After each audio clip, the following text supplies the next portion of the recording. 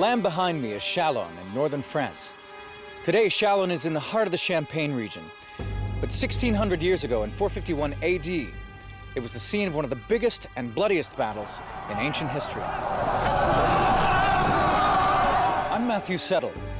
Nearly 500,000 men fought here as the Roman general Attila tried to halt the advance of Attila the Hun and his terrifying barbarian hordes. Now, with new video game technology, you're about to see this great battle as never before.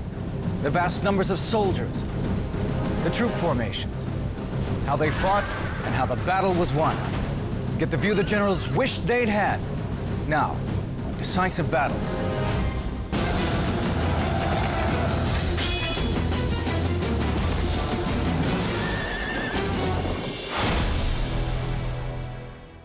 In 451 AD, the Roman Empire was in tatters.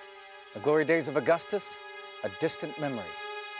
Back then, the Roman Empire had stretched from the Mediterranean Sea and far beyond into Europe, Asia, and Africa.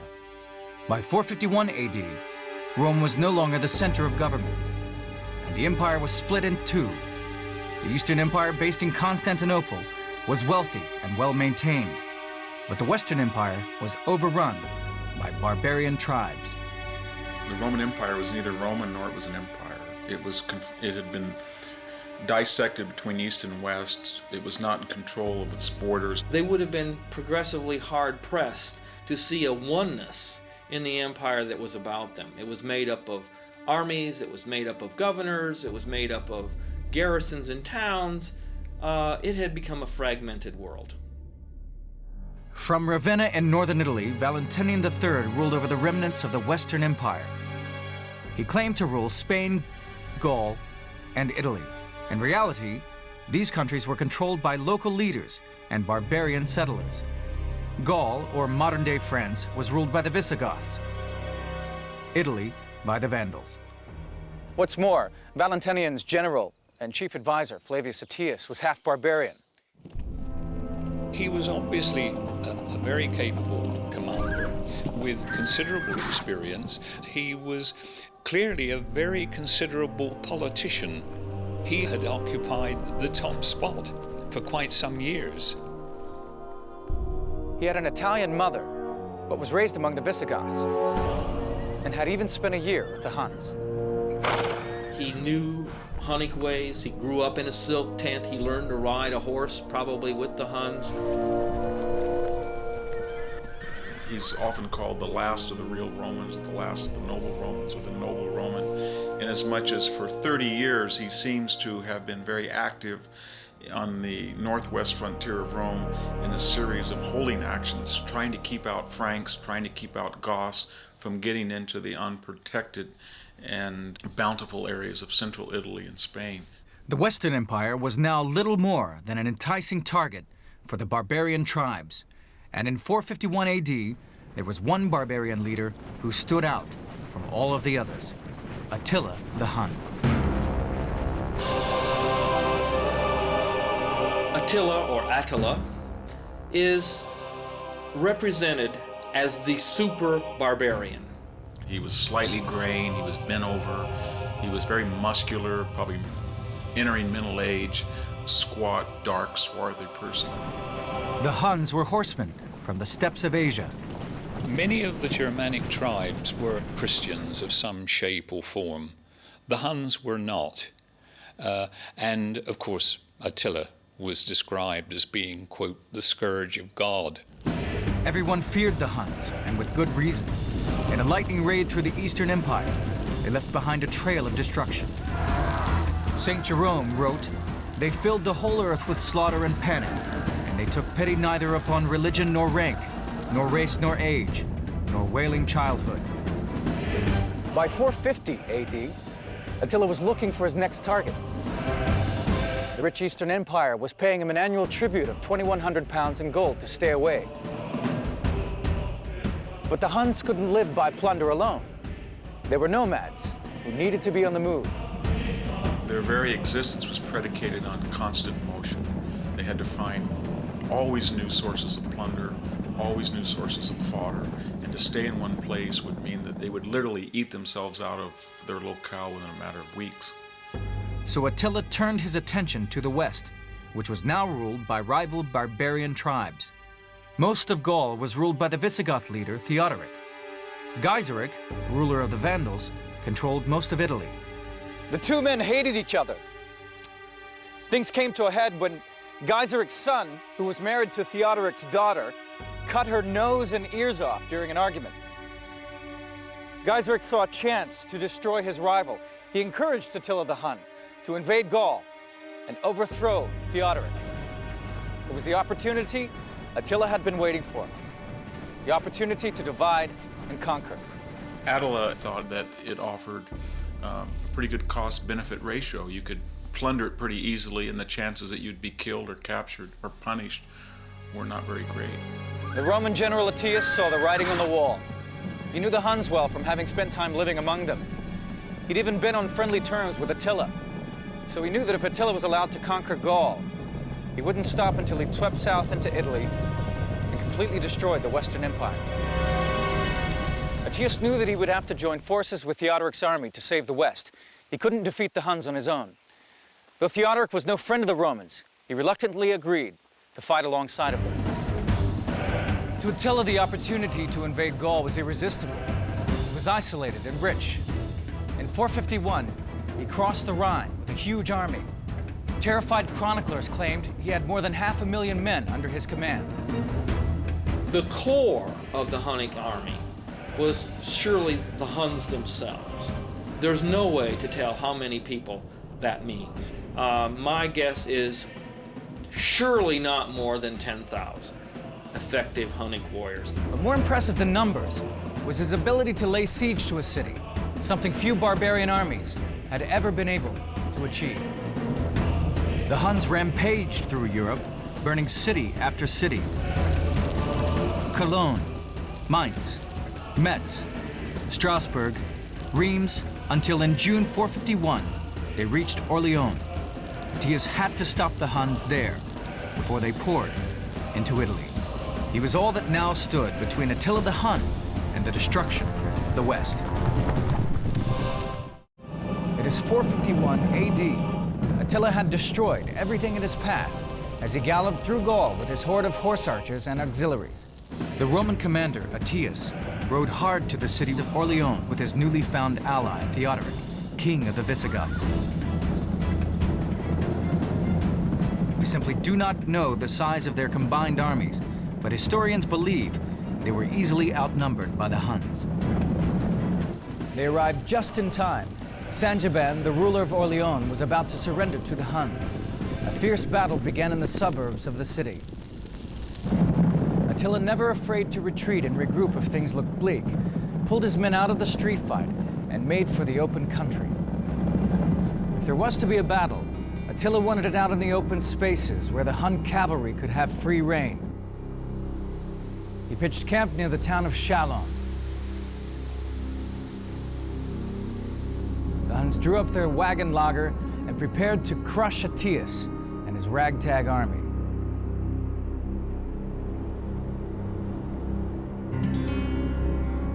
Attila made no attempt to fight until mid-afternoon. Instead, he stayed inside his wagon circle. Was he looking to provisions for his troops? Or was he playing mind games by making the Romans wait for hours in battle formation?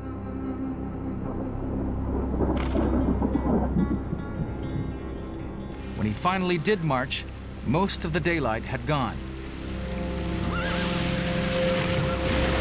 But the Romans had no difficulty in seeing the huge army which formed up behind him. Attila's plan of attack was pretty simple, and that was to put the Huns themselves in the middle of the battle line and head as quickly and as directly across the field of battle and then tear apart the center of the enemy army. Attila placed himself in the center of the line of battle with his own Huns.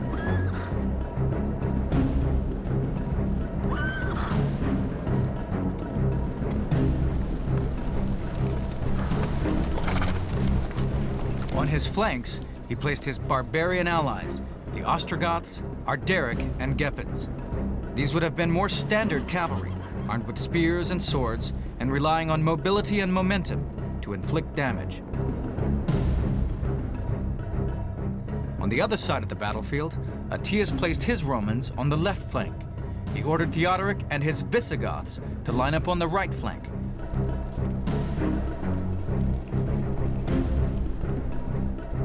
And in the middle, he put the cowardly Sangiban.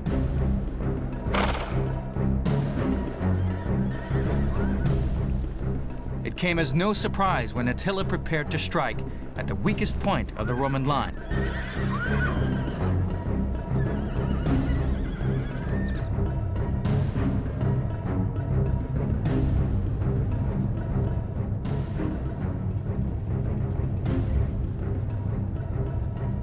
The Romans had placed the weakest part of their force in the center.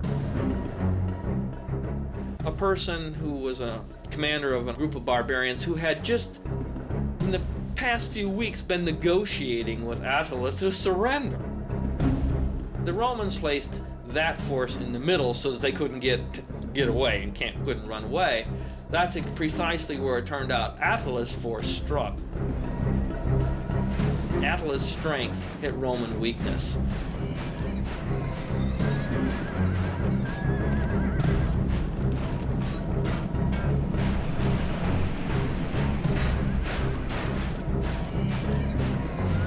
Attila was no fool. His plan was to draw Attila into the center. This would enable the left flank and the Visigoths on the right to cut off the Huns' line of retreat back to their wagon camp.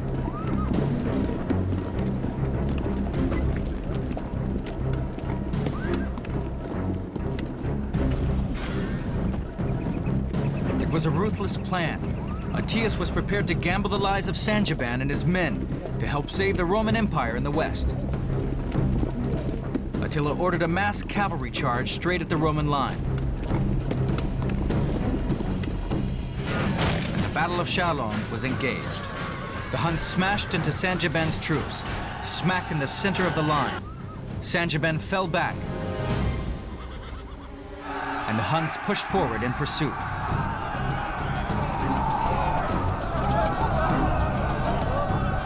But Attila found the going tough. Attila's tribal allies fought hard, and although the Romans hemmed them in, they did not have the sufficient numbers to completely outflank and envelop them. His idea was that if his Visigothic allies on the right and Romans and Franks on the left could sandwich in Attila, then he could enfold them on the flanks and do some type of canine encirclement. The Visigoths had been held up by fierce resistance on the right flank. The battle was incredible in its ferocity.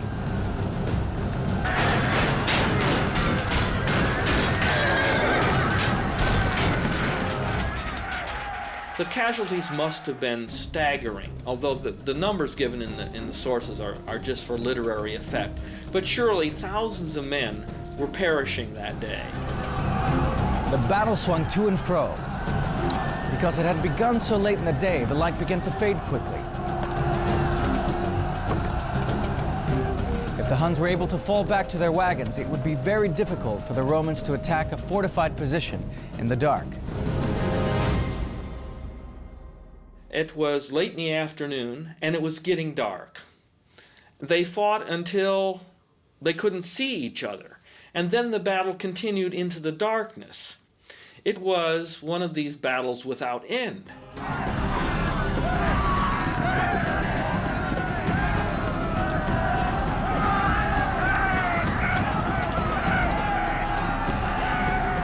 The Visigoths chose to attack the flank of the Hun. So it was the Visigoths who saved the day. Their added weight seemed enough to turn the tide of war in Attila's favor.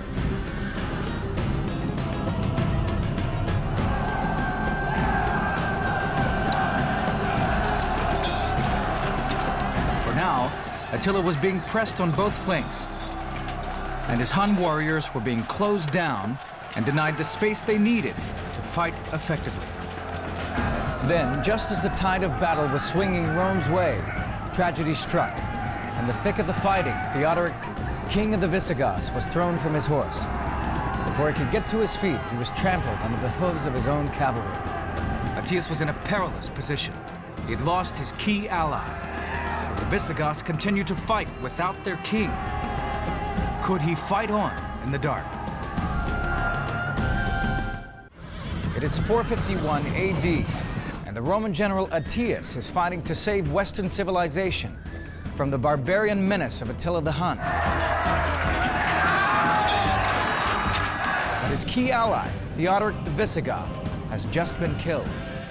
Theodoric's son, Thorismund, now took command of the Visigoths. Luckily for Attius, the loss of their king drove them on to avenge his death. Their horsemen plowed into the ranks of the Hun army, and suddenly it was Attila who was feeling the pressure. The Huns suffered huge casualties. With the Visigoths in full cry, the Romans found themselves with the upper hand. The only trouble was, there was no time to exploit this advantage. The sun had set, there was no more light, and chaos reigned on the battlefield of Chalons. In the darkness, forces became detached. Aetius himself, much as Stonewall Jackson, got detached from his forces and was all but lost, and then found his troops. In the darkness, Thorismund mistook the Huns for his own troops and came close to being killed or captured. The Visigoths were lucky not to lose two kings in one day. Night battles are ferocious, and the thing is, you need to disengage because you can't control the situation. Attila was able to escape to his wagon camp. The darkness had saved his army from annihilation. He had two choices: inspire his troops for another day's fierce combat, or retreat and live to fight another day. So in the worst hour of the Hunnish army's existence, when they were surrounded, they'd been defeated, what did Attila do? He deliberately screamed, yelled, he showed his masculinity, his fearlessness, and then he actually created a funeral pyre and threatened to immolate himself. So little did he value his own life, and so much did he value the reputation that he would die undefeated. Neither of these two great commanders, they didn't know what the casualties were that they had inflicted. They knew, however, that their own troops were terribly bloodied. These two armies had exhausted themselves. Attius probably got little sleep. He was left with a real dilemma. On the one hand, he had the opportunity to crush Attila once and for all. On the other, he had to consider the future security of the empire. The Visigoths had only supported him because of Attila's invasion. The Vandals were also unreliable. These tribes only stayed in line because of a Hun menace. Remove that and warfare could break out all over the West. There was the perception that maybe the destruction of the Hunnish army might embolden other tribes that are now our allies, but after the battle will be our enemies. And back at Ravenna, the governing center of the empire, the Emperor Valentinian was worried that Attius was now the most powerful man in the West.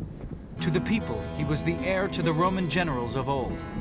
Already they were calling him the last of the Romans. The next morning, it's essentially a stalemate. The Huns are in possession of their lager, and the Romans are in possession of the battlefield, which meant that the Romans won. But the Huns were still there. The ancient sources tell us that Attius only reached his decision on the following morning, when two things happened. First, the body of Theodoric was recovered, and his son Thorismund was proclaimed to be the new king of the Visigoths.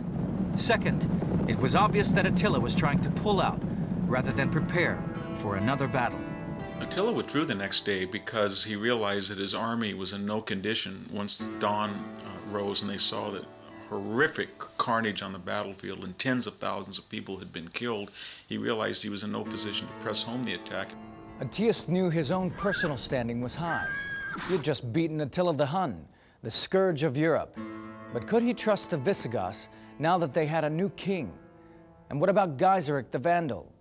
The Hun invasion had been his idea. Attius had done enough. Attila was in retreat. The West was safe. He decided to take his close-fought victory and attempt to strengthen the Roman position. I think that what the battle did was it brought people together. It brought the military and political forces of the empire in the West together one last time. The mauling that Aetius gave Attila at Chalons was to prove the deciding factor. True to form, the Huns launched another lightning campaign against the Romans the following year. They swept down into Italy, utterly destroying the land as they went. But a Roman counter-strike against Attila's own land across the Danube was enough to make Attila agree to a peace. He just didn't have the men to protect his borders any longer. Aetius had killed too many of them at Chalons.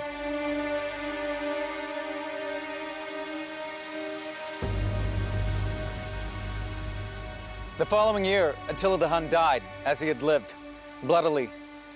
He married a young bride and drank so much that when he had a nosebleed, he drowned in his own blood.